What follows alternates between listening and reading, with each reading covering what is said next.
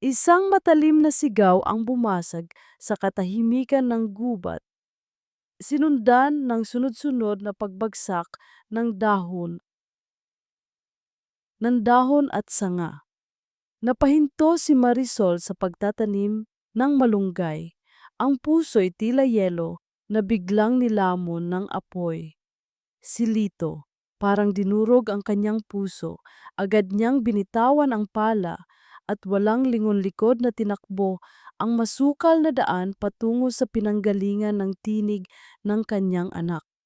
Hindi na naman, Diyos ko, hindi na naman. Bumalik sa kanyang alaala ang araw na natagpuan niya ang kanyang asawang walang buhay.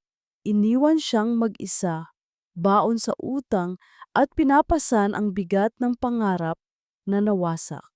Ito ang dahilan kung bakit niya iniwan ang buhay sa syudad, ang mga matataas na gusali at maingay na lansangan upang takasan ang mga bangungot at magsimulang muli dito sa Villa Hermosa.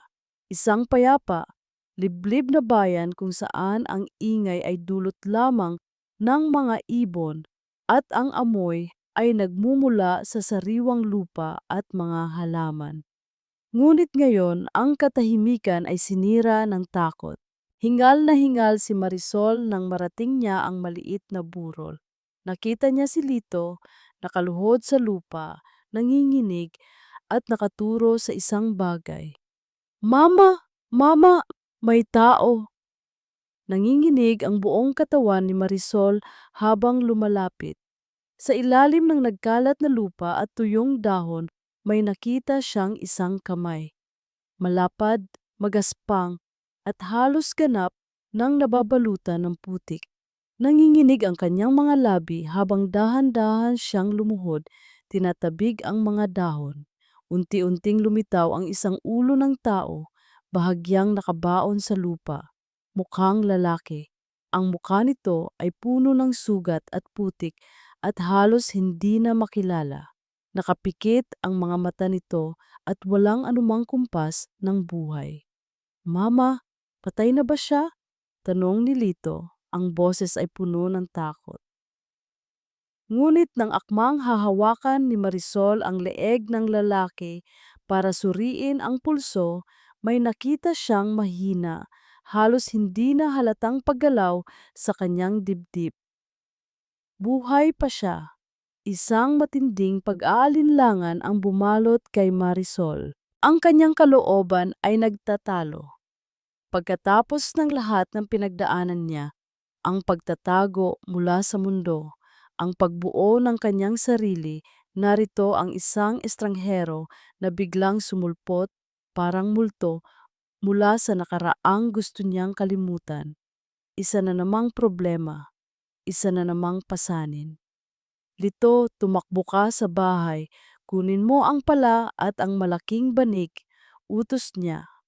Ang boses ay matigas ngunit nanginginig. Ang kanyang anak ay tumalima agad. Naiwan si Marisol nakatingin sa lalaki.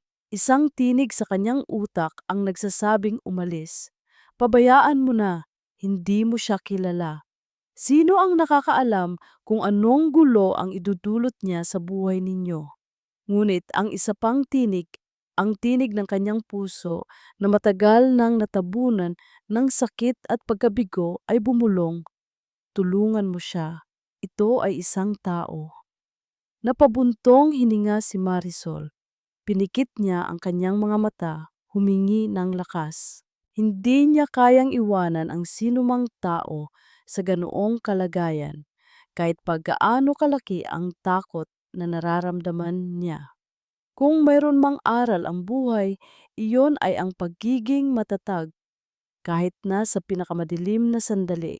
Nang makabalik si Lito, nabitbit ang mga gamit, nagsimulang hukayin ni Marisol ang lupa sa paligid ng lalaki. Mabigat ang bawat paghukay, hindi lang dahil sa bigat ng lupa, kundi dahil sa bigat ng kanyang loob. Mama! Bakit siya nakabaon sa lupa? Tanong ni Lito, na nakaupo sa tabi at nanonood. Hindi ko alam, anak, bulong ni Marisol. Pero kailangan natin siyang tulungan. Sa wakas, pagkatapos ng mahabang pagpapawis, nailabas din nila ang lalaki mula sa hukay. Marahan nilang inilagay siya sa banig. Kitang-kita ngayon ang dami ng kanyang sugat. Ang kanyang damit ay punit-punit at puno ng dugo. Malalim na ang dilim sa gubat at nagsisimula nang bumaba ang lamig. Anak, tulungan mo si Mama, ani Marisol.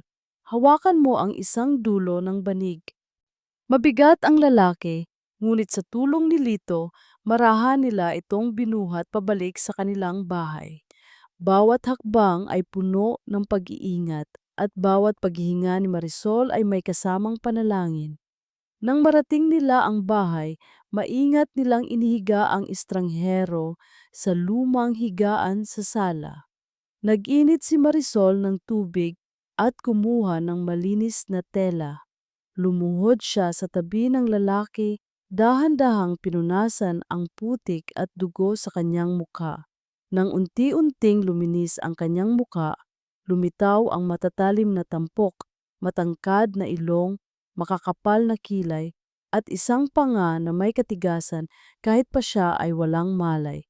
Mukhang mayaman. Ang pangangatawan niya ay malaki, malakas, at ngiyasam at hindi pangkaraniwan sa isang ordinaryong taga-probinsya. Nagulat si Marisol nang makita ang kumikinang na bagay sa kamay ng lalaki, isang singsing. Gawa sa purong ginto, may inukit na simbolo na hindi niya maintindihan at may malaking brilyante sa gitna. Mahal, hindi ito singsing ng isang ordinaryong tao. Isang kaba ang muling bumalot kay Marisol. Hindi ordinaryong tao ang laking ito. May sikreto. At ang sikretong iyon ay maaaring magdulot ng peligro. Mama, sino po siya? Tanong ni Lito. Umupo sa tabi ng lalaki, walang takot na hawakan ang braso nito. Ang tahimik niya po, parang tulog lang. Ngumiti si Marisol ng mapakla. Hindi ko alam, anak. Gusto ko, Kuya Rafa ang itawag sa kanya, Mama. Biglang sabi ni Lito, nakatingin sa estranghero na parang matagal na niya itong kilala. Tahimik, parang si Kuya Rafa sa kwento ko. Napailing si Marisol. Ang puso niya ay puno ng iba't ibang emosyon, takot, pag-aalala, pag-aalinlangan, at isang kakaibang pakiramdam ng responsibilidad. Kailangan niyang maging matatag para kay Lito. Nang matapos niyang linisin ang mga sugat ng lalaki at takpan ito ng malinis na kumot, umupo si Marisol sa tabi ni Lito. Pinagmamasdan ang estranghero. Ang lalaki ay nakahiga pa rin. Walang malay. Ang bawat hininga ay mahina. Ngunit biglang, walang babala, bumukas ang mga mata ng lalaki. Ang mga mata niya ay nagkulay abo, malalim at walang emosyon, parang isang salamin na walang kaluluwa. Tiningnan niya si Marisol, direkta sa mata at sa loob ng ilang sandali, tila ang mundo ay huminto. Ang kanyang tingin ay hindi tulad ng isang taong nakapikit, kundi tulad ng isang taong nawawala na naghahanap ng sagot sa isang malaking palaisipan.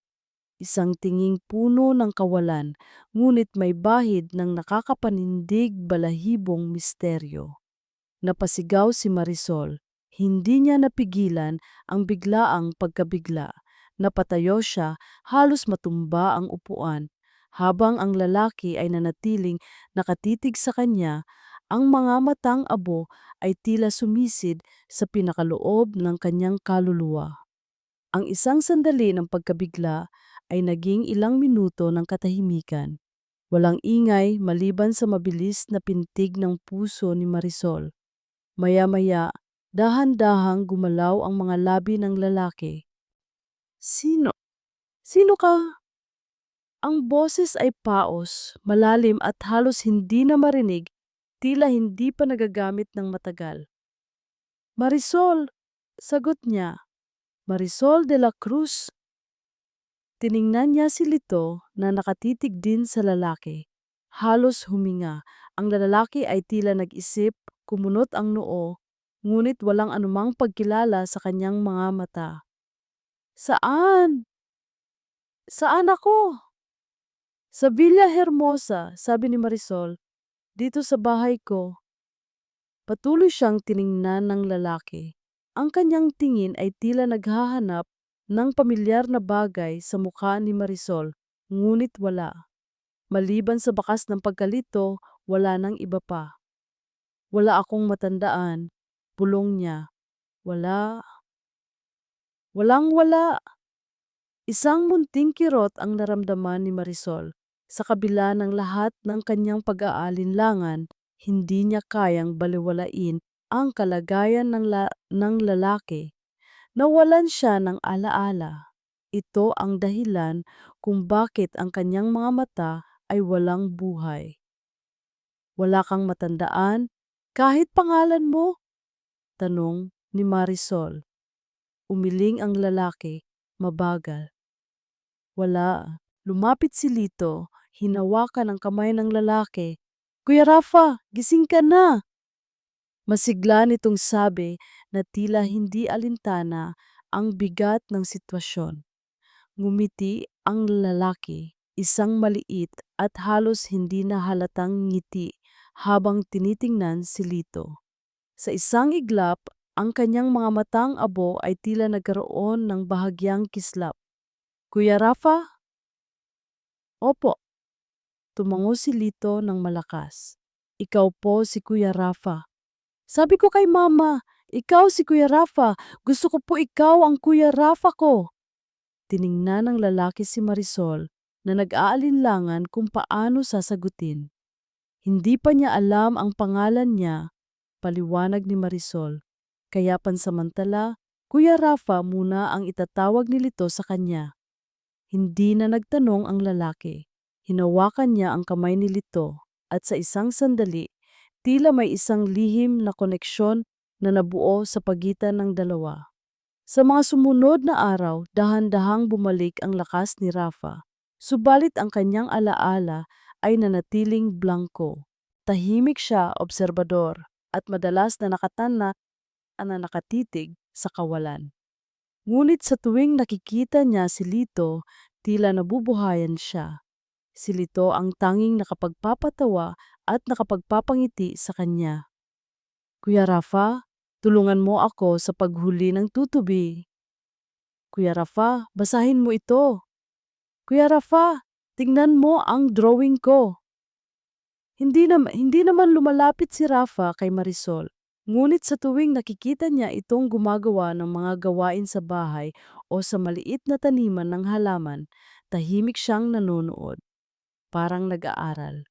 Isang araw habang nag-aayos si Marisol ng mga sariwang dahon ng stevia para sa kanyang paggawa ng tsaa, nakita niya si Rafa na nakatitig sa kanya. Ang ganda ng mga dahon na ito, sabi niya. Paos pa rin ang boses. Nagulat si Marisol.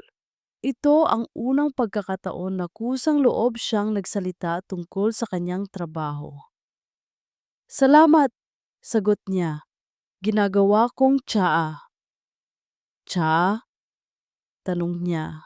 May mga sangkap bang pwedeng gamitin dito? Oo, sabi ni Marisol, at sinimulan niyang ipaliwanag ang iba't ibang uri ng halaman at ang kanilang mga benepisyo. Tinanong niya kung paano kinikilala ang mga ito at kung paano pinaghihiwalay ang mga sariwa sa mga tuyo. Sa una, naiilang si Marisol. Palaging iniisip niya kung ano ang pinagdaanan ng lalaking ito. Ang mamahaling singsing na inalis niya mula sa daliri ni Rafa at iningatan sa isang maliit na kahon ay patuloy na nagpapaalala sa kanya na mayroon siyang malalim at posibleng delikadong nakaraan. Ngunit nagulantang si Marisol sa ipinakitang husay ni Rafa. Kahit pa walang alaala, tila may likas siyang kakayahan sa pag-oorganisa at pagkilala sa mga detalye. Nang bumili si Marisol ng mas maraming sariwang sangkap sa bayan, agad niyang naihiwalay ang mga ito inayos sa kategorya, at kahit pa nagmungkahi ng isang mas epektibong paraan ng pagpapatuyo upang mapanatili ang kalidad. Mas madaling makikita ang mga sira kung ganito ang pagkakaayos, sabi niya. Tinuro ang isang malaking tray ng dahon ng guyabano. At kung ganito ang pagpapatuyo, mas mapapanatili ang aroma. Napanganga si Marisol. Wala siyang kaalam-alam sa mga ganoong detalye. Ginagawa niya lang kung ano ang alam niya. Ngayon, sa tulong ni Rafa, mas mabilis at mas maayos ang kanyang trabaho. Sa kabila ng kanyang takot at pag-aalinlangan, unti-unting lumambot ang puso ni Marisol. Ang pagiging tahimik at matulungin ni Rafa, lalo na ang koneksyon niya kay Lito, ay nagpapaalala sa kanya na sa likod ng misteryo, mayroon pa ring tao. Isang tao na nangangailangan ng tulong. Isang hapon, habang naglalakad si Marisol sa gilid ng gubat, kasama si Rafa at Lito, nakita niya ang kanyang maliit na hardin ng mga halaman na bumubuti sa tulong ni Rafa. Ngayon, ang kanyang negosyo ng Chiiaa ay mas lumaki at nakakakuha siya ng mas maraming customer sa bayan. Ngumiti si Lito na hawak ang kamay ni Rafa sa isang tabi at ang kamay ni Marisol sa kabila. Ang galing mo po, Kuya Rafa. Napangiti si Rafa, isang tunay at maligayang ngiti. Tumingin siya kay Marisol at sa mga mata niyang abo, mayroong isang kakaibang tingin na halos mahirapan si Marisol na intindihin. Isang halo ng pasasalamat, pagkalito at isang bakas ng isang bagay na matagal nang nawawala. Napansin ni Marisol ang malalim na peklat sa likod ng tainga ni Rafa, bahagyang natatakpan ng kanyang buhok. Mukhang hindi ito galing sa simpleng sugat, hindi ito nakita ni Marisol dati dahil sa putik at dugo. Isang malamig na kaba ang muling bumalot sa kanya. Sino ka talaga, Rafa? Hindi pa niya lubos na nauunawaan ang peligro, ngunit ang katanungan ay nakatanim na sa kanyang isip. Habang naglalakad pabalik sa bahay, isang lumang pick-up truck ang bumangga sa kanila. Napapreno sa kabilang kalsada. Isang matandang babae ang bumaba, si Aling Nina, na madalas bumili ng tsaa kay Marisol. Marisol, buti naman nakita kita. Sigaw ni Aling Nena, ang boses ay puno ng pagmamadali. Hawak niya ang isang luma at kulubot na pahayagan. Nakita ko ang lalaking ito sa balita. Tiningnan ni Marisol ang pahayagan at ang larawan ng isang matangkad at pormal na lalaki sa front page ay agad na pumukaw sa kanyang pansin. Ang muka ay malinis, walang sugat, ngunit ang matatalim na tampok, ang mga matang abo ay walang duda. Si Rafa. Sa ilalim ng larawan may headline, Billionaire CEO Daniel Reyes, missing for weeks, feared dead. Nanlaki ang mga mata ni Marisol. Daniel Reyes, billionaire CEO, isang kaba ang naramdaman niya, mas malalim at mas malamig kaysa sa dati. Ang kanyang maliit na mundo ay biglang bumukas sa isang napakalaking katotohanan na hindi niya inaasahan.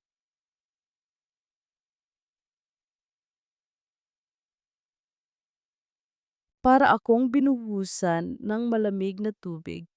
Ang hawak kong banig ay muntik ng mahulog.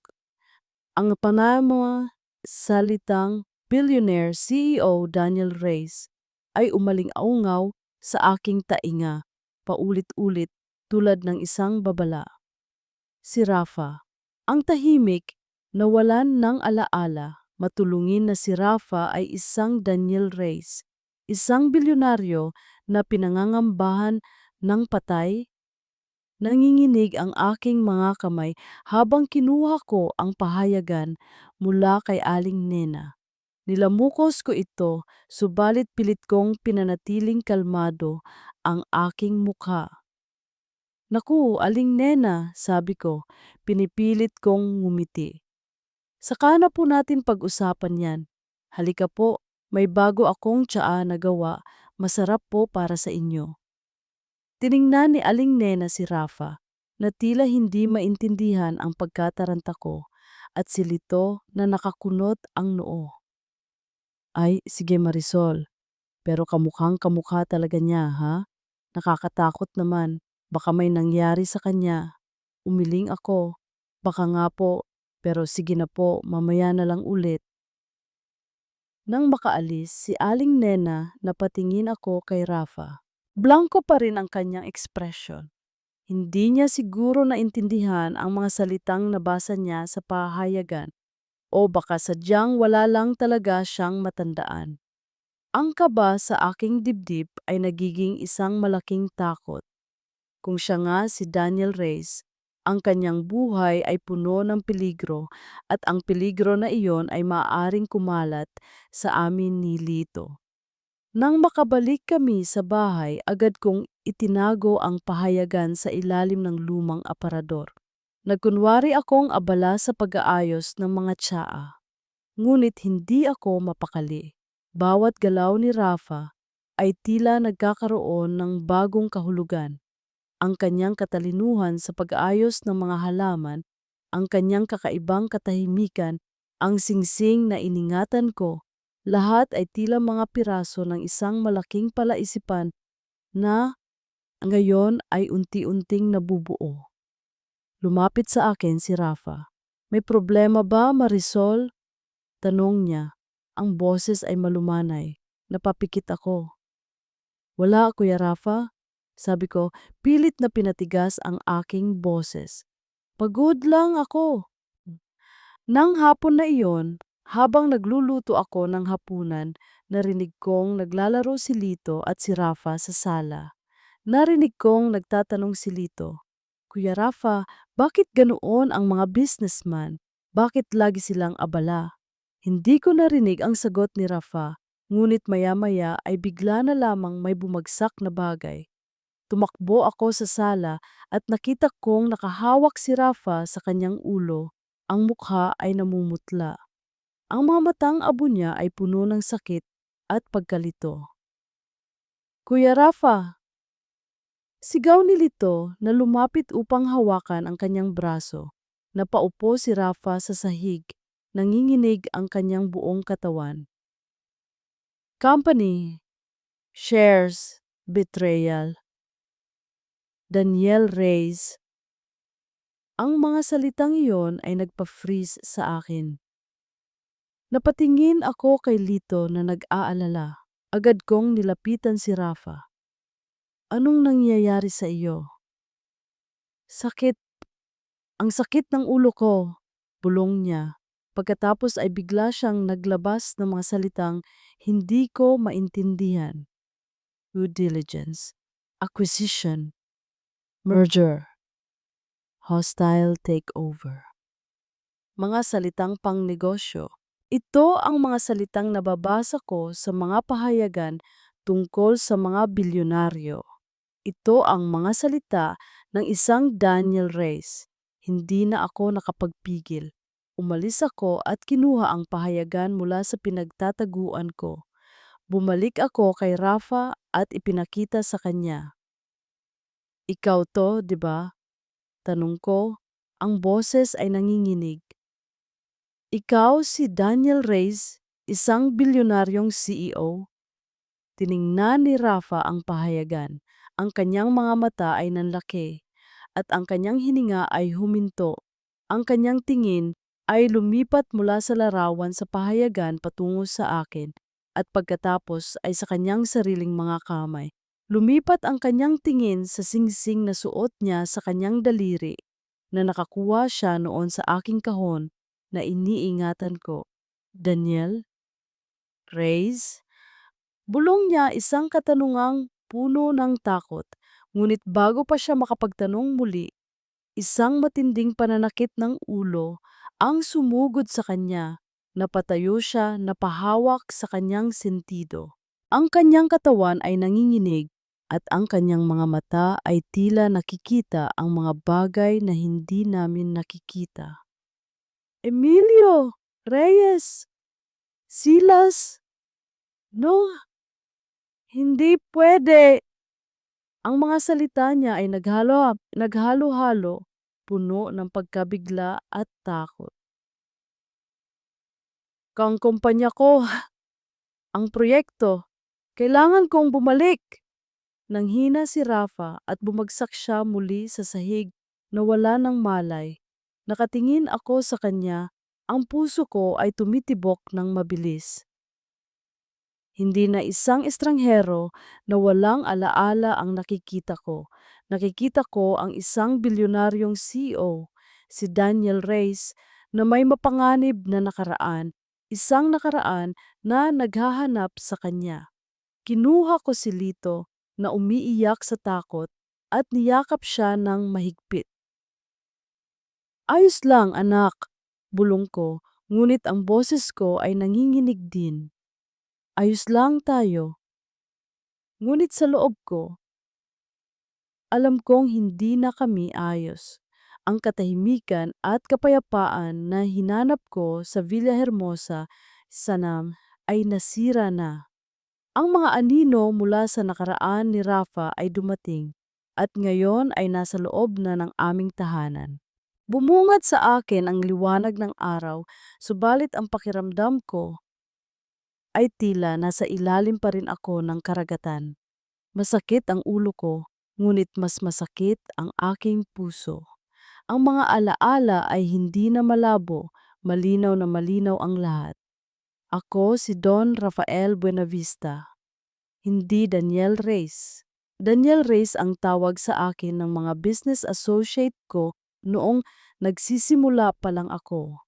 Ngayon, ako ang CEO ng Buenavista Holdings, isang kumpanyang itinayo ng aking ama na pinalago ko, Emilio Reyes. Silas Montejo. Umuulit ang mga pangalan sa aking isip, sinasamahan ng mga mukha na puno ng pagtataksil. Si Emil, ang aking pinagkakatiwalaang kanang kamay, ang taong akala ko ay kapatid ko. Si Silas, ang aking pinsan, ang tanging pamilya na alam kong natitira pa maliban sa matatanda kong yaya. Paano nila nagawa ito sa akin? Naalala ko ang lahat, ang pagpupulong sa gabi, ang pag-iinuman ng alak para magdiwang ng isang bagong proyekto, ang matamis na ngiti ni Emil habang iniabot niya sa akin ang baso, ang biglaang pagkahilo, ang pagdilim ng paningin, at ang huling nakita ko bago ako nawalan ng malay, ang walang awang mukha ni Silas habang hinahatak niya ako palabas ng opisina at ang mga salita niya na parang bubuyog na umalingaw-ngaw sa aking tainga. Hindi ka na makakabalik, Rafa. Ngayon, ako na ang hahawak ng lahat. Naalala ko ang lamig ng lupa, ang dahan-dahang paglubog ng aking katawan sa putik, ang pakiramdam ng huling hininga na hindi ko magawa.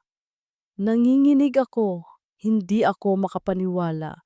Ang buong mundo ko ay nabuo sa pagtitiwala sa kanila. Ang aking buong buhay ay nakatuon sa pagpapalago ng aming kumpanya, sa pagpaparangal sa pangalan ng aking pamilya, at sa isang iglap, nawala ang lahat. Napatingin ako sa paligid. Ang maliit na bahay, ang simpleng kama, ang amoy ng pinatuyong halaman. Ito ang aking mundo sa loob ng ilang linggo. Ang mundo kung saan ako naging Kuya Rafa, ang lalaking walang alaala. Ang mundo kung saan nakilala ko si Marisol at si Lito. Litsa, narinig ko ang mahinang paggalaw mula sa kusina. Si Marisol. Tumayo ako, nanghihina pa rin, ngunit ang galit ay nagbibigay sa akin ng lakas. Kailangan kong sabihin sa kanya. Kailangan kong harapin ang katotohanan. Pagdating ko sa kusina, nakita ko si Marisol na nagtitimpla ng kape. Ang kanyang likod ay nakaharap sa akin.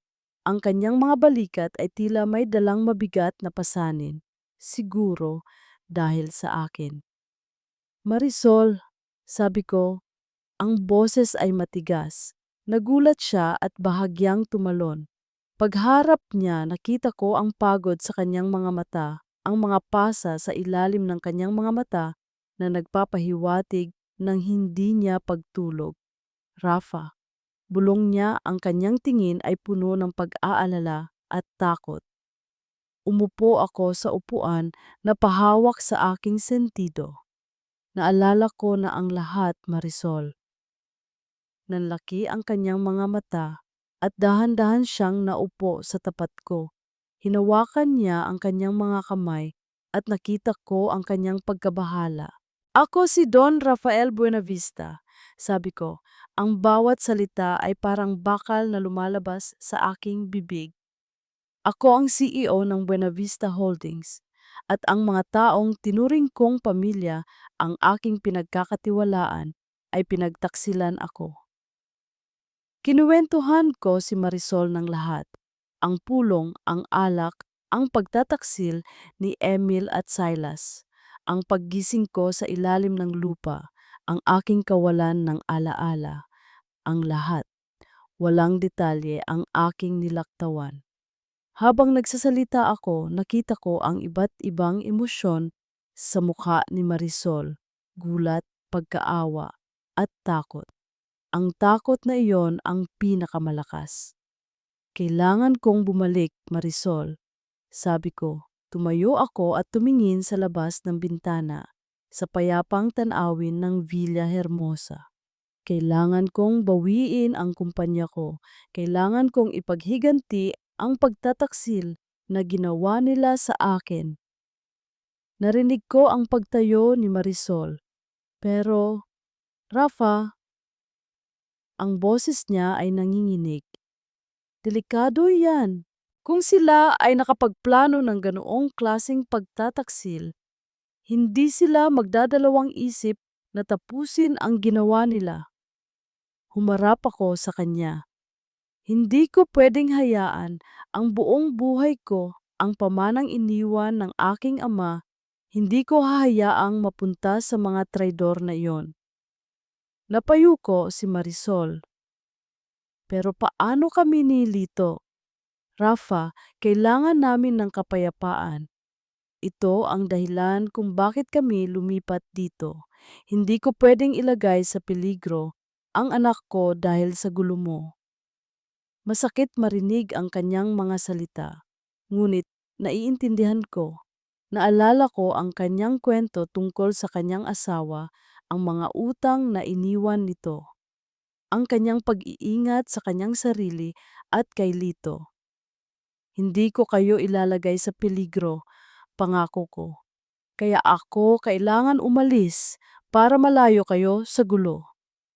Naramdaman ko ang paglamig ng hangin, ngunit bago pa ako makapagpatuloy, narinig namin ang tunog ng isang sasakyan na huminto sa labas. Isang itim na van. Kumunot ang noo ko. Sino iyan? Nagmamadaling lumabas si Marisol. Nakita ko ang takot sa kanyang mga mata. Wala tayong bisita. Nagmamadali akong lumabas ng bahay. Sumunod kay Marisol. Nakita namin ang dalawang matangkad at malalaking lalaki na bumaba mula sa van. Ang kanilang mga mata ay naghahanap. Lumapit ang isa sa mga lalaki, ang mukha ay matigas. Kayo ba ang may-ari ng tsaa na ito? Tanong niya kay Marisol habang itinuturo ang nakasabit na signage ng Marisol's Herbal Teas. Nilingon ako ni Marisol, ang kanyang tingin ay puno ng babala. Ngunit alam ko na ang nangyayari. Naghahanap sila. Opo, ako po, sagot ni Marisol, pilit na pinatibay ang boses. May nakita ba kayong lalaking medyo malaki ang katawan, may sugat sa muka at nawalan ng alaala? Tanong ng lalaki, ang kanyang mata ay diretso sa akin, tila may hinala. Nanigas ako, alam na nila. Hindi po. Sagot ni Marisol, mabilis. Wala kaming nakita. Tahimik po dito sa amin. Hindi po namin alam ang sinasabi ninyo. Nung gumisi ang lalaki, isang ngising puno ng paghamak. Sigurado ka ba, Ginang? May malaking gantimpala sa makapagtuturo sa lalaking iyon. Tiningnan ko si Marisol. Ang kanyang mukha ay namumutla, ngunit ang kanyang mga mata ay nanatiling matatag. Ayaw niyang ipagkanulo ako. Wala po kaming alam, ulit ni Marisol. Mas matatag ngayon ang kanyang boses. Umiling ang lalaki at tiningnan ang kasama niya. Halika na, siguro hindi pa dito, pero magtanong-tanong tayo. Umalis ang dalawang lalaki at sumakay sila sa van. Narinig namin ang ugong ng makina habang umaalis sila. Nakahinga ako ng maluwag, subalit ang pagluluwag ng dibdib ay sinamahan ng isang mas malalim na realization. Hindi na lang tungkol sa paghihiganti ang laban na ito. Tungkol din ito sa kaligtasan ni Marisol at Lito. Nilingon ko si Marisol. Ang kanyang mga kamay ay nanginginig. Marisol, sabi ko, ang boses ay puno ng determinasyon. Hindi ako alis. Kailangan kong protektahan kayo. Nag-aalala si Marisol. Ngunit sa aking mga mata, nakita niya ang isang matinding pangako. Isang pangako na hindi lang para sa aking kumpanya, kundi para sa kanya at sa kanyang anak. Nani Narinig ko ang mga salita ni Rafa, ang kanyang pangako na protektahan kami. Ngunit sa aking puso, isang malaking takot ang namuo. Hindi ito ang payapa at simpleng buhay na pinangarap ko para kay Lito. Hindi ko gustong maging bahagi ng isang mundong puno ng pagtataksil at peligro. Rafa, sabi ko, ang boses ko ay halos pabulong. Hindi mo kailangan gawin yan. Makakaalis ka, makakatago ka. Hindi mo kailangan ipaglaban ang mga ito dito. Hinawakan niya ang aking kamay. Ang kanyang tingin ay matatag. Marisol, naiintindihan ko ang takot mo, pero hindi ko kayang tumakbo at lalo na hindi ko kayang iwan kayo sa peligro. Umiling ako. Pero ang mas mapanganib, Rafa, ay ang manatili ka dito. Kung mahanap ka nila, hindi lang ikaw ang mapapahamak. Kami rin. Nang gabing iyon, hindi ako nakatulog. Ang batingaw ng kampana sa simbahan ay tila tunog ng babala. Ang bawat kaluskos sa labas ay tila yabag ng mga naghahanap kay Rafa. Nararamdaman ko ang lamig ng kumot, ngunit ang aking kalooban ay tila nilalamon ng apoy. Kinabukasan habang nag-aayos ako ng mga halaman sa labas, narinig kong may malakas na busina ng sasakyan. Isang itim na SUV, hindi ang van kahapon, ang huminto sa harap ng aming bahay. Mas bagong modelo, mas mayabang. Bumaba ang dalawang lalaki, mas mukhang propesyonal, at mas may armas. Napatigil ako sa paghinga. Ang mga ito. Magandang umaga, Ginang, sabi ng isa. Ang kanyang boses ay malamig at mayabang. Nagtatanong lang kami. Nakita niyo ba ang lalaking nasa litrato? Inabot niya sa akin ang isang laminated na larawan. Si Rafa. Ang kanyang mukha ay malinis, formal, ang mukha ng isang bilyonaryong CEO. Hindi po, sagot ko. Pilit kong pinanatiling kalmado ang aking boses kahit pa nanginginig ang aking mga tuhod. Wala kaming nakikita. Ngumisi ang lalaki. Huwag na kayong magsinungaling, Ginang. Alam namin na kasama niyo siya. May nagsumbong sa amin. Nanlaki ang aking mga mata. Sino? Sino ang magsusumbong?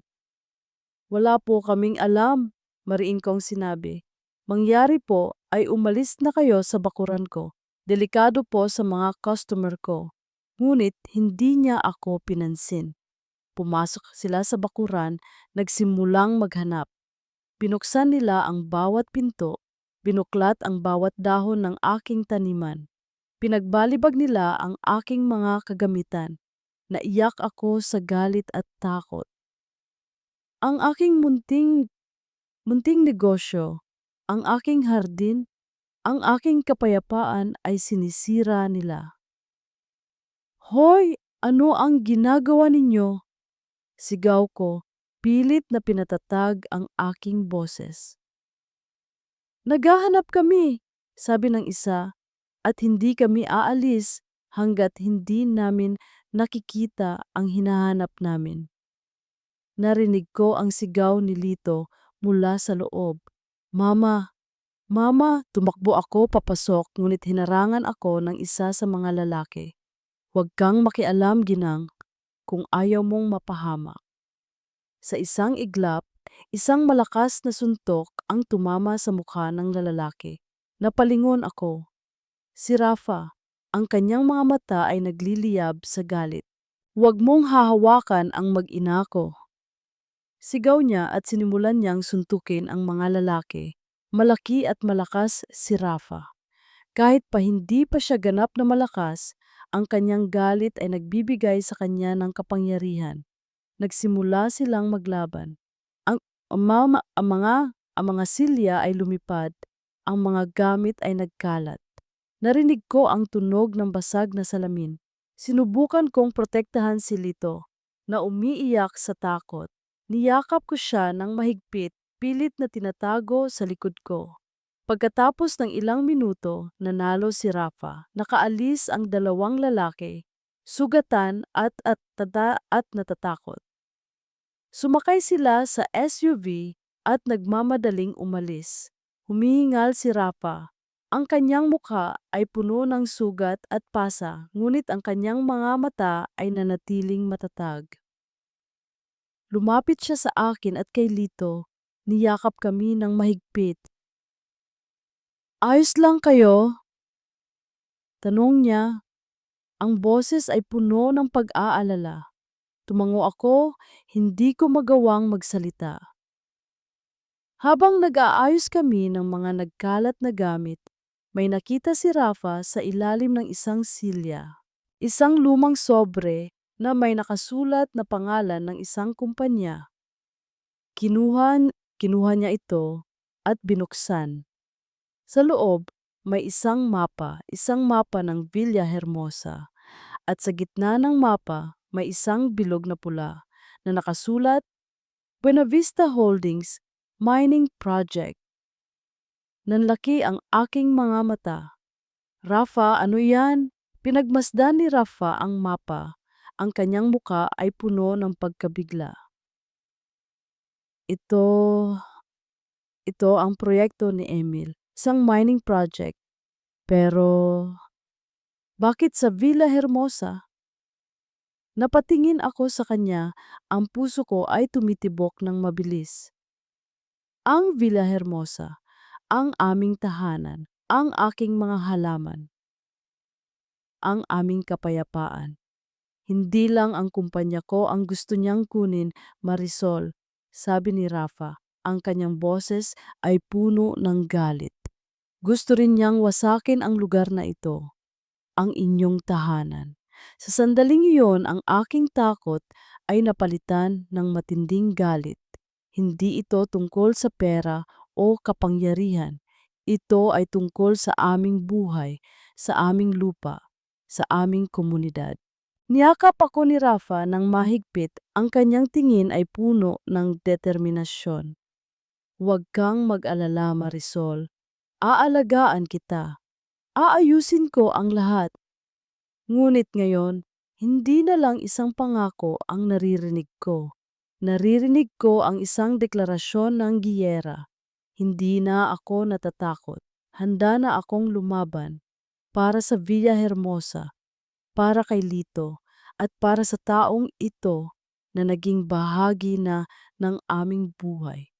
Bumalik ako sa siyudad, isang anino sa ilalim ng buwan. Ang aking balbas ay mahaba Ang aking buhok ay magulo. Ang aking mga damit ay luma at kupas, tulad ng isang ordinaryong tao. Ngunit sa ilalim ng lahat ng ito, ako pa rin si Don Rafael Buenavista. At ngayon, ako ay bumalik upang ipagiganti ang aking kumpanya at protektahan ang mga taong mahalaga sa akin. Ang alaala ni Marisol at Lito kasama ang mapa ng Villahermosa ay ang nagpapatatag sa akin. Hindi lang ito tungkol sa akin. Ito ay tungkol sa isang komunidad na pinagtatangkaan nilang sirain. Unang target ko, ang lumang opisina ng aking matandang accountant, si Mang Tonyo.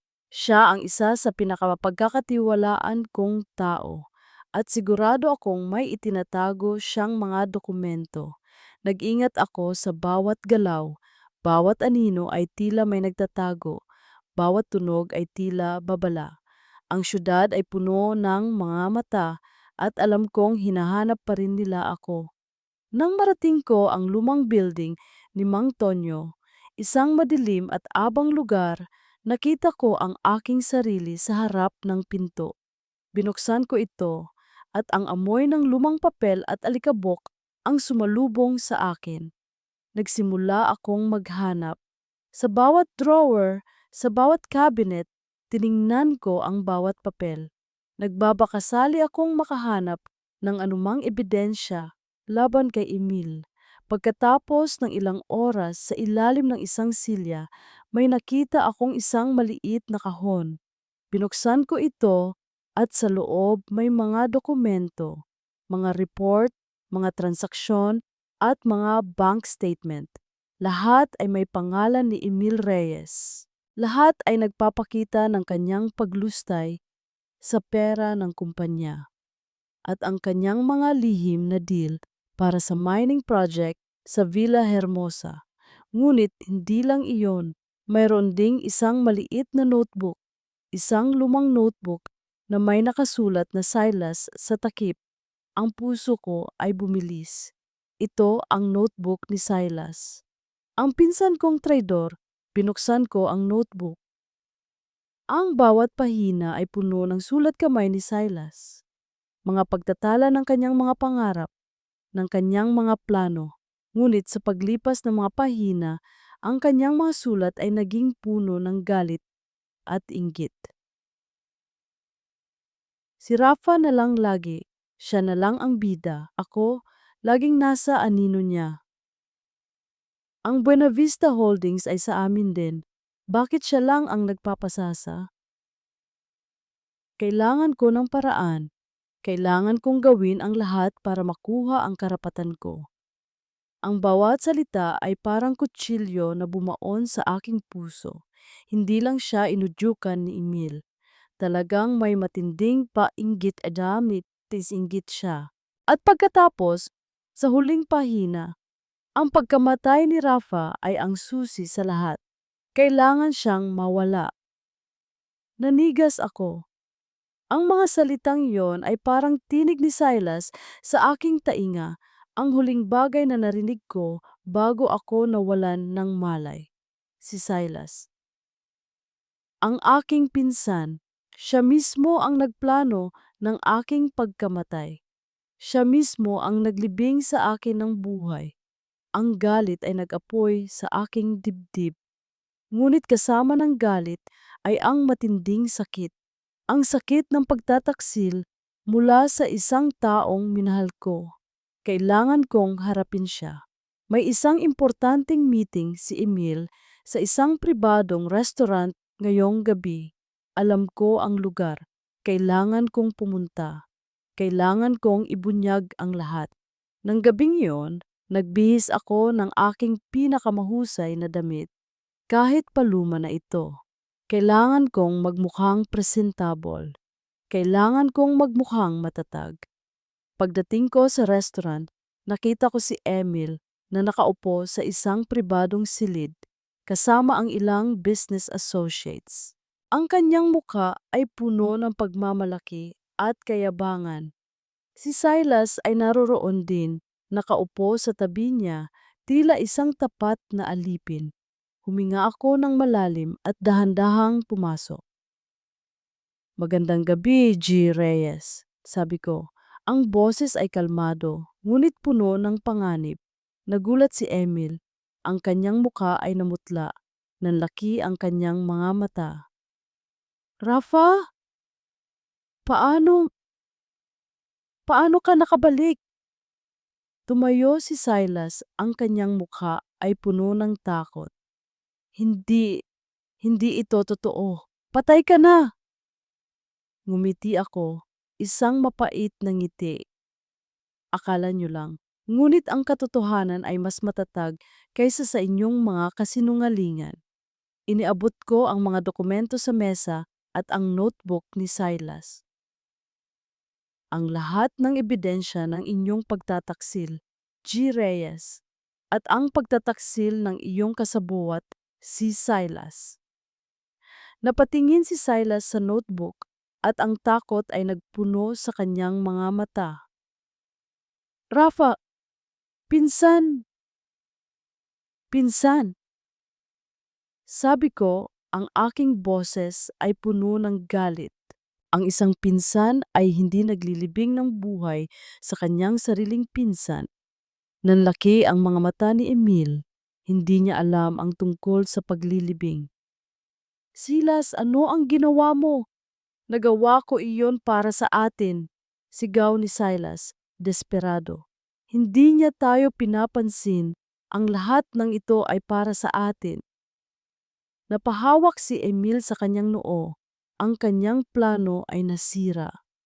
Mga gago. Hindi kami ang gago, Emil, sabi ko, kundi ikaw. Dahil sa tingin mo, ang kayamanan ay mas mahalaga kaysa sa buhay at pagtitiwala. Biglang bumunot ng baril si Emil. Wala kang magagawa, Rafa. Hindi ka na makakaalis dito ng buhay. Ngunit bago pa siya makapagpaputok, narinig namin ang tunog ng mga sirena ng pulis. May nagsumbong. Pulis! Sigaw ng isang business associate. Nagulantang si Emil. Sinubukan niyang tumakbo, ngunit hinarangan siya ng mga pulis. Si Silas sa kabilang banda ay tumakbo sa kabilang direksyon. Ngunit ako, sa gitna ng kaguluhan, ay hinabol siya. Silas, tumigil ka! Sigaw ko. Ngunit hindi siya tumigil. Tumakbo siya palabas ng restaurant sa madilim na kalsada. Nakahabol ako. Hinawakan ko ang kanyang braso. Silas, kailangan mong harapin ang ginawa mo. Ngunit sa halip na sumuko, sinubukan niya akong itulak. Isang matinding away ang naganap sa gitna ng madilim na kalsada. Biglang isang bus ang mabilis na dumating. Hindi nakita ni Silas. Silas! Hindi! Sigaw ko.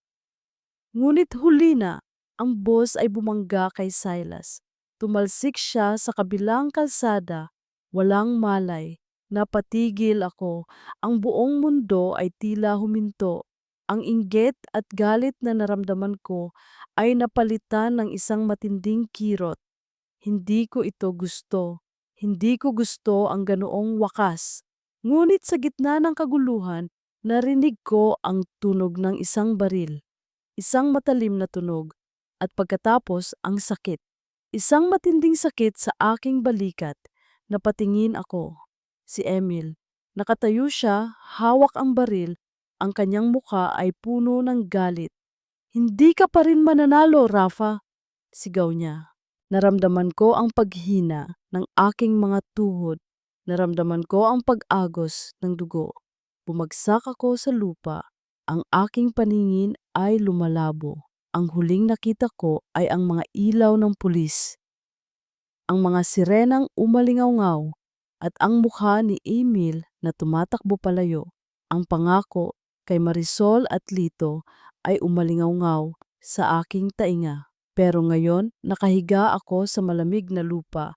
Ang aking katawan ay nanlalambot. Nasaan ka, Marisol? Kailangan ko kayo. Nakalagay ang radyo sa aking kusina at ang bawat salita mula rito ay parang bombang sumasabog sa aking dibdib. Ang boses ng announcer ay seryoso, puno ng pagdadalamhati. Kinukumpirma po namin ang balita na ang bilyonaryong CEO na si Don Rafael Buenavista na nawala ng ilang linggo ay pumanaw na. Natagpuan ang kanyang katawan sa isang eskinita sa syudad matapos ang isang barilan. Si Attorney Emilio Reyes ang opisyal na nag-anunsyo nito at siya na rin ang humalili bilang bagong CEO ng Buenavista Holdings. Napabagsak ang hawak kong baso. Basag. Ang aking mga kamay ay nanginginig at ang aking mga tuhod ay nanlambot. Si Rafa. Patay na? Hindi. Hindi maaari. Hindi ito totoo. Kinuha ko si Lito na tumakbo sa akin umiiyak. Niyakap ko siya ng mahigpit, ngunit ang aking sariling mga mata ay puno na rin ng luha. Ang init ng kanyang katawan ay tanging-tanging nagpapaalala sa akin na kailangan kong manatiling matatag. Mama, bakit ka umiyak? Nasaan si Kuya Rafa? Tanong niya, ang kanyang tinig ay puno ng takot. Hindi ako makasagot. Ang sakit ay tila isang malaking pader na humaharang sa aking lalamunan. Ang lahat ng pag-asa na unti-unti kong nabuo ay biglang nawala, tulad ng usok na nilamon ng hangin. Kinabukasan, mas malala pa ang nangyari. Habang nag-aayos ako ng aking taniman, isang grupo ng mga lalaki ang dumating. Hindi ang mga lalaking naghahanap kay Rafa. Ito ay mas maraming tao, mas armado at mas walang awa. Kay Marisol de la Cruz ba ito? Tanong ng kanilang pinuno, isang lalaking malaki at matangkad. Tumango ako nanginginig. Opo. Pinapasabi ni G. Reyes na kailangan niyo nang umalis dito, sabi niya. Ang kanyang nangiti ay puno ng pagbabanta. O kung hindi, mas masahol pa ang mangyayari sa inyo. Wala kaming pupuntahan. Sigaw ko, ang aking galit ay unti-unting lumalabas. Ito ang tahanan namin. Ngumisi ang lalaki. Hindi na matagal. At sa isang iglap, sinimulan nilang sirain ang aking taniman. Bawat halaman, bawat punong kahoy, bawat buto ng pag-asa ay winasak nila. Pinagbalibag nila ang aking mga gamit, pinagbagsak ang aking mga paso. Wala kayong karapatan, sigaw ko habang umiiyak. Sinubukan kong pigilan sila, ngunit hinarangan ako ng mga lalaki. Narinig ko ang sigaw ni Lito mula sa likod ng bahay. Mama! Mama! Nagtakbuhan ako upang protektahan siya, ngunit hinarangan ako ng isang lalaki. Huwag mong hahawakan ang anak ko. Sigaw ko pilit na lumalaban, ngunit malakas sila. Pinigil nila ako habang sinisira nila ang lahat ng pinaghirapan ko. Nang matapos ang lahat, naiwan ako sa gitna ng pagkawasak. Ang aking taniman ay naging abo. Ang aking bahay ay puno ng kalat at ang aking puso ay puno ng sakit at kawalan ng pag-asa. Lumapit sa akin si Lito. Ang kanyang mga mata ay puno ng luha. Mama, nasaan si Kuya Rafa? Bakit nila ginawa ito? Niyakap ko siya ng mahigpit. Ang aking mga luha ay bumuhos. Hindi ko alam, anak, hindi ko alam. Sa gabing iyon, hindi ako makapikit. Nakahiga ako sa aming lumang kama kasama si Lito na mahimbing na natutulog sa aking tabi. Ang aking mga mata ay nakatingin sa kisame, walang makita kundi ang dilim. Ang lahat ay nawala. Ang aking asawa, ang aking negosyo, at ngayon si Rafa. Ang tanging taong nagbigay sa akin ng pag-asa, ng pagmamahal na akala ko ay hindi ko na mararamdaman muli. Ngayon, wala na siya. Napahawak ako sa aking dibdib Ang sakit ay hindi kayang ilarawan ng mga salita. Ang lahat ng aking pagpapagal, lahat ng aking sakripisyo, lahat ng aking pag-asa ay nawala sa isang iglap. Handa na akong sumuko. Handa na akong tanggapin ang kapalaran. Wala na akong laban. Ngunit habang umiyak ako, may kumatok sa pintuan. Natigilan ako. Sino iyon? Dahan-dahan akong tumayo, kinuha ang lumang kahoy na pamalo. Hindi ako natatakot, wala na akong takot na nararamdaman. Nang buksan ko ang pinto, nakita ko si Aling Nena, ang matandang babae na nagbigay sa akin ng pahayagan. Ang kanyang mukha ay puno ng pag-aalala. Marisol, bulong niya, mayroon akong ibibigay sa iyo. Inabot niya sa akin ang isang maliit na sobre, isang lumang sobre na may sulat kamay. Ang aking puso ay bumilis. Ang sulat kamay na iyon, kilala ko. Ibinigay ito sa akin ni Rafa. Sabi niya, ang kanyang tingin ay matatag. Bago siya umalis sa syudad, sinabi niya sa akin na kung may mangyari sa kanya, ibigay ko ito sa iyo. Pinuksan ko ang sobre. Sa loob, may isang USB drive at isang maliit na sulat. Ang sulat ay sulat kamay ni Rafa. Ang kanyang mga salita ay nagpapatunay na hindi siya sumuko. Marisol, kung nabasa mo ito, ibig sabihin ay may nangyari sa akin. Ngunit huwag kang sumuko. Ang USB na ito ay naglalaman ng lahat ng ebidensya laban kay Emil Reyes. Ang lahat ng patunay ng kanyang pagtataksil at ang kanyang plano na wasakin ang inyong komunidad. Ipakita mo ito sa mga autoridad. Ipaglaban mo ang Villa Hermosa. Ipaglaban mo ang inyong kinabukasan. Huwag kang sumuko. Marisol, ang laban ay nagsisimula pa lang. Isang munting kislap ng pag-asa ang sumiklab sa aking puso. Hindi pa tapos, hindi pa tapos ang laban. Si Rafa. Buhay siya. Alam kong buhay siya. Napatingin ako kay Aling Nina, ang aking mga mata ay puno ng luha. Salamat Aling Nena, maraming salamat. Niyakap ko ang USB drive at ang sulat ni Rafa. Ang sakit ay naroroon pa rin, ngunit ngayon mayroon ng pag-asa. Mayroon ng lakas.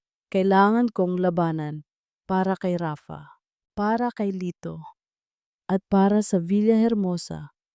Ang tunog ng sirena ng ambulansya ay umalingaw-ngaw sa madilim na eskinita.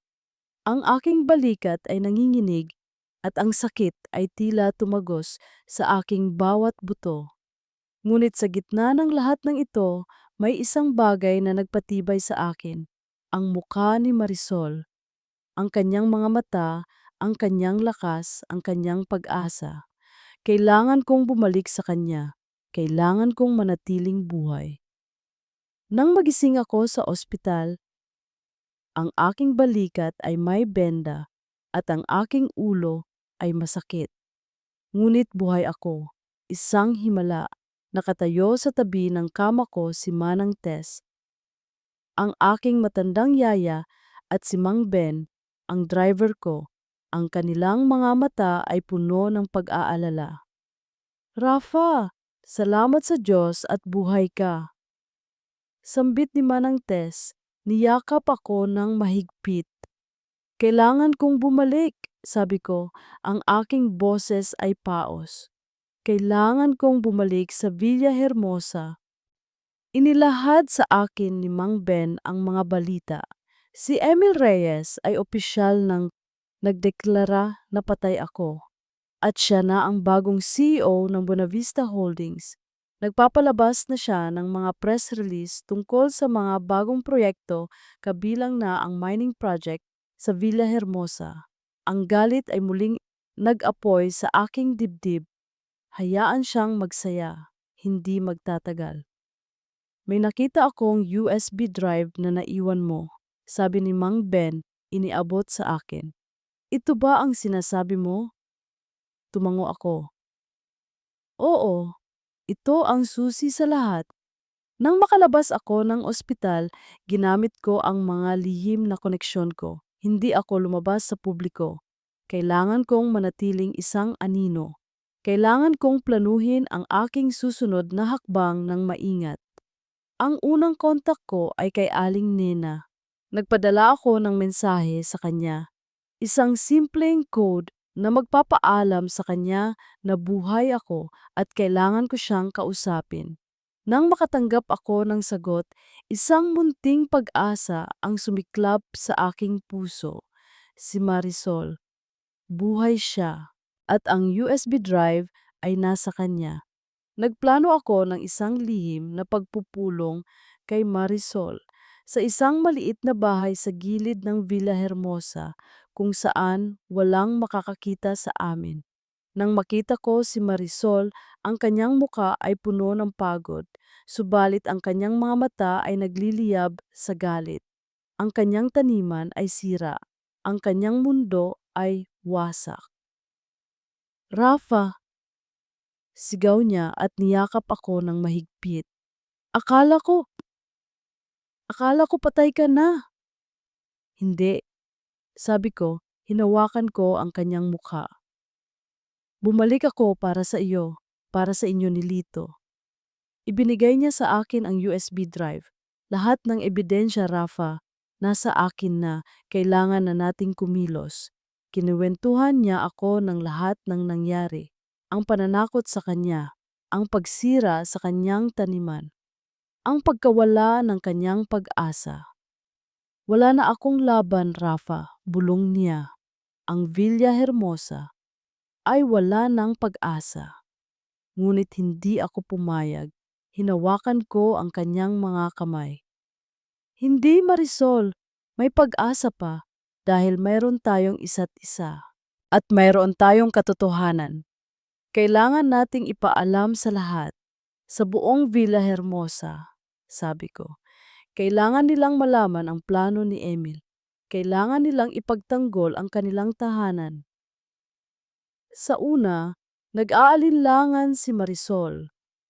Takot siya, ngunit sa aking mga mata, nakita niya ang aking determinasyon. At sa loob niya, alam kong mayroon pa ring apoy. Paano? Tanong niya. Kailangan natin ng tulong ng lahat, sabi ko. Kailangan nating magkaisa. Tayo ang kanilang boses. Kinabukasan, sa ilalim ng madilim na gabi, nagtipon kami sa isang lihim na lugar. Ang mga residente ng Villa Hermosa mula sa mga matatanda hanggang sa mga kabataan, lahat sila ay puno ng takot. Ngunit naglakad ako sa harapan nila kasama si Marisol. Kinuha ko ang USB drive at isinalaysay ang lahat. Ang aking pagkatao, ang pagtataksil ni Emil, ang plano niya na sirain ang Villa Hermosa para sa mining project. Sa una, tila walang nakikinig, ngunit si Marisol ay tumayo sa tabi ko. Ang lahat ng pinaghirapan natin, mga kapitbahay. Sabi ni Marisol, ang kanyang boses ay puno ng tapang. Ang ating lupa, ang ating mga halaman, ang ating pamana. Gusto nilang kunin ang lahat ng ito. Gusto nilang sirain ang ating tahanan. Hindi natin ito pwedeng hayaan. Patuloy niya. Hindi tayo susuko dahil ang Villa Hermosa ay hindi lang lupa. Ito ay ating buhay. Ito ay ating pag-asa. Ang bawat salita ni Marisol ay parang apoy na nagpatunay sa puso ng bawat isa. Ang kanilang takot ay napalitan ng galit. Ang kanilang pag-asa ay muling sumiklab. Kailangan nating lumaban, sigaw ng isang matanda. Para sa Villa Hermosa, sigaw ng isa pa. Sa gitna ng lahat ng ito, tiningnan ko si Marisol. Ang kanyang muka ay puno ng determinasyon. Ito ang babaeng minahal ko. Ito ang babaeng magiging kasama ko sa laban na ito. Maghanda tayo. Sabi ko, ang aking boses ay puno ng kapangyarihan. Hindi na tayo magtatago. Harapin natin ang mga kalaban. Kinabukasan, Sa harap ng pasukan ng Villahermosa, nagtipon ang lahat, ang mga kalalakihan, kababaihan at maging ang mga bata. Hawak nila ang mga placard na may nakasulat, "Huwag sirain ang Villahermosa. Laban sa korupsyon, katarungan para sa Villahermosa." Ang bawat isa ay nakatayo ng matatag, puno ng pag-asa. Sa gitna nila, nakatayo ako at si Marisol. Ang aming mga kamay ay magkahawak. Tiningnan ko ang langit. Ang laban ay nagsisimula pa lang. Ang tunog ng mga placard na naglalagablab sa hangin, kasama ang sigaw ng mga residente, ang pumukaw sa buong Villa Hermosa. Nagtipon kami sa harap ng pangunahing gate ng komunidad. Ang aming mga puso ay puno ng determinasyon. Hindi na kami magtatago. Hindi na kami matatakot. Ang bawat tao ay may hawak na tanda, ang bawat mata ay puno ng pag-asa, subalit may bahid din ng takot. Alam namin na ito ang aming huling laban. Hindi natin hahayaang sirain nila ang ating tahanan. Sigaw ko sa microphone, ang aking boses ay umaling-awngaw sa buong plaza. Hindi natin hahayaang kunin nila ang ating kinabukasan. Nakatayo si Marisol sa tabi ko, ang kanyang kamay ay mahigpit na nakahawak sa akin. Ang kanyang tingin ay matatag, puno ng lakas. Siya ang aking inspirasyon, ang aking lakas. Para sa Villa Hermosa, sigaw niya at sumunod ang buong komunidad sa kanyang sigaw. Maya-maya, narinig namin ang ugong ng mga sasakyan. Isang konvoy ng itim na SUV ang dumating, kasama ang isang malaking bus. Mula sa mga sasakyan, bumaba si Attorney Emilio Reyes, kasama ang kanyang mga tauhan at ang mga armadong gwardya. Ang kanyang mukha ay puno ng galit at pagka-arogante. "Ano ito, Rafa?" Sigaw ni Emil, ang kanyang boses ay puno ng paghamak. "Pinagtatago ka pa rin ng mga taong ito? Sa tingin mo ba ay makakatakas ka sa akin?" Ngumiti ako, isang mapait na ngiti. "Hindi ako tumatakas, Emil. Hinaharap kita at hindi ako nag-iisa." Ang mga taong ito ay walang alam. Sigaw ni Emil, itinuro ang mga residente. "Sinisira mo ang kanilang kinabukasan sa iyong kasinungalingan." "Sino ang nagsisinungaling, Emil?" Sabi ni Marisol, lumabas sa harapan. Ang mga dokumento na ito ay nagpapakita ng lahat ng iyong plano. Ang iyong mining project ay sisira sa ating lupa, sa ating tubig, sa ating kabuhayan. Iniabot niya ang USB drive sa isang lokal na reporter na nakatayo sa harap ng pulutong. Ito ang lahat ng ebidensya, ang lahat ng kasinungalingan ni Emilio Reyes. Nanlaki ang mga mata ni Emil. Hindi niya inaasahan na mayroon kaming ebidensya. Nagalit siya. "Mga traidor! Ang lahat ng ito ay kasinungalingan!" Sigaw niya at inutusan ang kanyang mga tauhan na kunin ang USB drive. Nagsimula ang kaguluhan. Ang mga gwardya ay sumugod sa aming panig. Ngunit ang mga residente ng Villa Hermosa ay hindi natakot. Nagkaisa sila at hinarangan ang mga gwardya. Nagsimula ang pagtulak, paglaban. Ang mga sigaw ay umalingaw-ngaw sa buong plaza. Sa gitna ng kaguluhan, nakita ko si Emil na papalapit sa akin. Hawak niya ang baril. "Ngayon, Rafa," sabi niya, ang kanyang ngiti ay puno ng pagkasuklam. Wala nang makakapigil sa akin na tapusin ang ginawa ko. Ngunit bago pa siya makapagpaputok, isang matinding suntok ang tumama sa kanyang mukha. Si Silas. Si Silas na may benda pa sa kanyang ulo at ang kanyang mukha ay puno ng remorse. "Hindi ko hahayaang gawin mo iyan, Emil." Sigaw ni Silas. "Tama na, ang lahat ng ito ay kasinungalingan." Nagulat si Emil. "Silas, Anong ginagawa mo? Baliw ka na ba? Ako ang baliw, sabi ni Silas, dahil hinayaan kong magamit mo ako, ngunit hindi na ngayon. At sa isang iglap, kinuha ni Silas ang baril mula kay Emil. Itinutok niya ito kay Emil. Huwag kang makialam, Silas, sigaw ni Emil, puno ng takot. Ngunit bago pa makapagdesisyon si Silas, narinig namin ang tunog ng mga sirena ng pulis. Isang konvoy ng mga police car ang dumating. Ang mga pulis ay bumaba at nagtatakbuhan papunta sa amin. Attorney Emilio Reyes, sa ngalan ng batas, arestado ka, sigaw ng pulis, para sa pagnanakaw, pandaraya at pagtatangka sa buhay. Sinubukan ni Emil na tumakas, ngunit nahuli siya ng mga pulis. Kinapkapan siya at inilagay ang posas sa kanyang mga kamay. Si Silas naman ay sumuko. Ibinigay niya ang baril sa mga pulis. Kailangan kong panagutan ang mga kasalanan ko, Rafa. Sabi niya, ang kanyang boses ay puno ng pagsisisi. Patawarin mo ako, pinsan. Patawarin mo ako sa lahat ng nagawa ko. Tiningnan ko si Silas.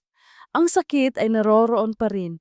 Ang pagtataksil niya ay hindi ko malilimutan. Ngunit sa kanyang mga mata, nakita ko ang tunay na pagsisisi. Kailangan mong harapin ang batas, Silas. Sabi ko, ang angkas.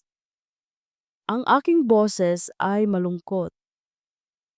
Ngunit sana sa huli, makahanap ka ng kapayapaan.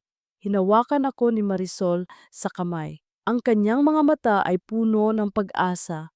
Ang laban ay tapos na. Ang Villahermosa ay ligtas. Niyakap ko siya ng mahigpit. Ang lahat ng pagsubok na pinagdaanan namin ay nagpapatunay na ang pagmamahal ay mas matatag kaysa sa lahat ng kasamaan.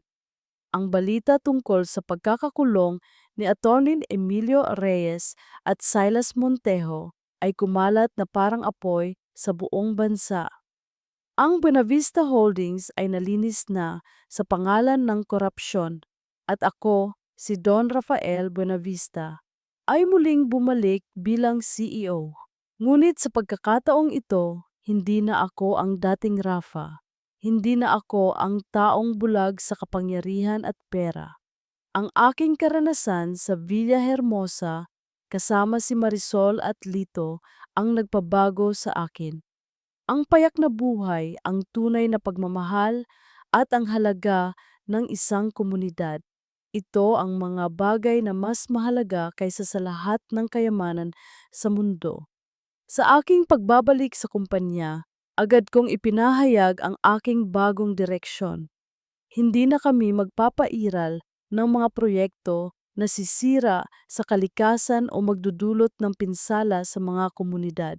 Sa halip, magtutuon kami sa mga proyektong sustainable at makakatulong sa pagpapaunlad ng mga liblib na lugar tulad ng Villahermosa. Inilunsad ko ang Buenavista Community Development Fund, isang pondo na dedicated sa pagsuporta sa mga lokal na negosyo, edukasyon at healthcare sa mga marginalized na komunidad. At ang unang inatasan ko na mamahala nito ay walang iba kundi si Marisol de la Cruz. Sa una, nag-aalangan siya. Rafa, hindi ko alam ang mga ganyan. Sanay lang ako sa pagtatanim ng halaman. Ngumiti ako. Marisol, mas marami kang alam kaysa sa iniisip mo. Alam mo ang halaga ng paggawa, ng pagmamahal, ng pagtulong sa kapwa. Iyan ang kailangan ng pondong ito. At hindi ako nagkamali. Sa ilalim ng pamamahala ni Marisol, ang Buenavista Community Development Fund ay naging isang napakalaking tagumpay. Isang araw, habang naglalakad kami sa muling binuong hardin ni Marisol, puno na ngayon ng sariwang halaman. puno ng buhay, hinawakan ko ang kanyang kamay. Marisol, sabi ko, ang aking puso ay puno ng pagmamahal. Salamat. Dahil sa iyo, nakita ko ang tunay na kayamanan. Tiningnan niya ako, ang kanyang mga mata ay nagniningning. Salamat din, Rafa. Dahil sa iyo, natutunan kong muling magtiwala, muling magmahal. Sa parehong hapon, isang maliit na pagtitipon ang naganap sa Villa Hermosa. Ang buong komunidad ay naroon, nagdiriwang ng aming tagumpay. Sa gitna ng lahat, nakatayo ako at si Marisol.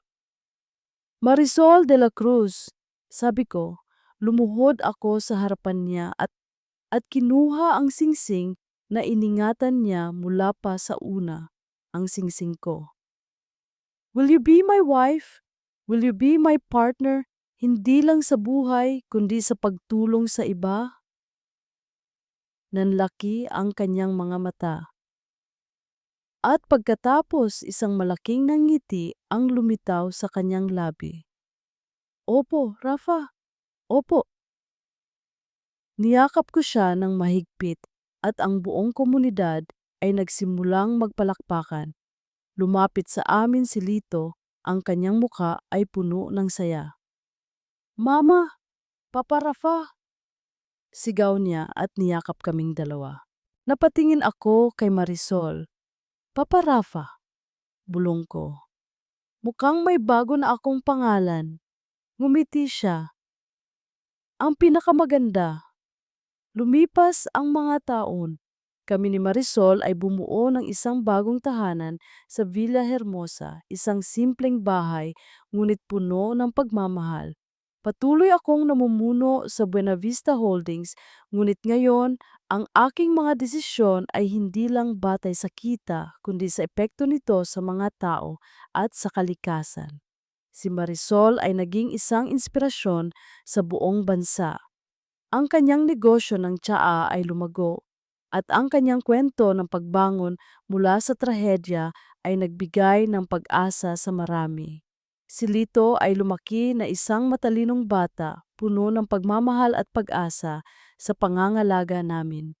Isang gabi, habang nakaupo kami sa beranda ng aming bahay, pinagmamasdan ang paglubog ng araw sa Villa Hermosa, si Lito ay mahimbing na natutulog sa pagitan namin.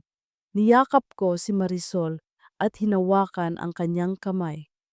Salamat Marisol, sabi ko. Ang aking boses ay puno ng pasasalamat. Dahil sa iyo, nakita ko ang tunay na kayamanan. Ngumiti si Marisol at idinikit ang kanyang ulo sa aking balikat. Ang tunay na kayamanan ay narito, Rafa. Sa atin, sa pamilya natin, sa komunidad natin, dito sa Villa Hermosa. At sa ilalim ng nagniningning na buwan, ang Villa Hermosa ay naging isang simbolo ng pag-asa, ng pagmamahal, at ng isang bagong simula. Ang isang lugar na minsan ay nasa bingit ng pagkawasak, ngayon ay puno ng buhay dahil sa pag-ibig na nagpapatibay sa lahat.